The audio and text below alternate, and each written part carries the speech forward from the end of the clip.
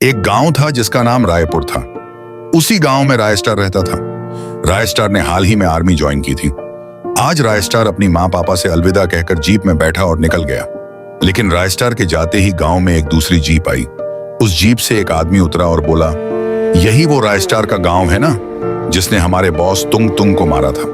यह कहते ही उसने अपने हाथ में बंदूक ली और गांव वालों को मारने लगा। थोड़ी ही देर में पूरे गांव में लाश ही लाश पड़ी थी।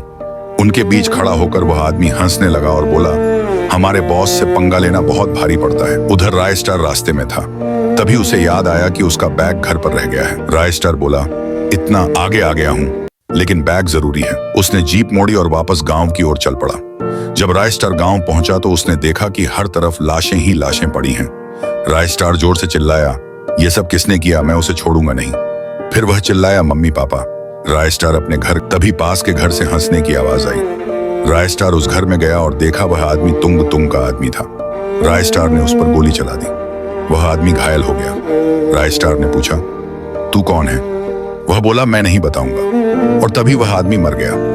कुछ दिन बीत गए। एक दिन रायस्टार नदी के किनारे बैठा अपने माँ पापा को याद कर रहा था। तभी एक जीप आई। उसमें से एक आदमी उतरा और रायस्टार के पास आया। उसने कहा, रायस्टार, इसमें हमारी भी गलती थी। तुंग तुंग की गैंग वापस आ गई है। अब तुम्हें तैयार होना होगा उनसे बदला लेने के लिए। रायस्टार बोला, ठीक है सर। वह आदमी चला गया। इसके बाद रायस्टार दिन रात अभ्यास करने लगा।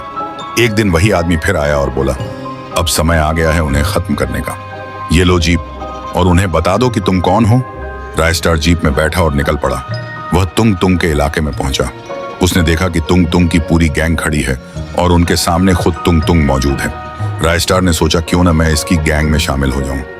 रायस्टार ने अपना भेष बदला और तुंग तुंग के पास जाकर बोला, मालिक, मुझे काम चाहिए, मुझे बंदूक चलानी आती है। तुंग तुंग बोला, ठीक है। अंदर दो बूढ़े बैठे हैं, उनकी निगरानी करना, कहीं जाने न देना। रायस्टार बंदूक लेकर अंदर गया तो उसने देखा वहां उसके माँ पापा थे। रायस्टार अपने असली रूप में आया और बोला, मैं आपको बचाने आया हूं। दिन बीतते गए। रायस्टार तुंग तुंग का सबसे खास आदमी बन गया। एक दिन रायस्टार भेष बदलकर अपने माँ पापा के पास गया। उसने कहा, मम्मी पापा, आप यहां से चले जाओ, बाहर जीप खड़ी है। तुंग तुंग अभी यहां नहीं है। रायस्टार के पापा जीप में बैठकर निकल गए। तभी तुंग तुंग आ गया और बोला, सब ठीक चल रहा है ना, उन बूढ़ों की खातिरदारी?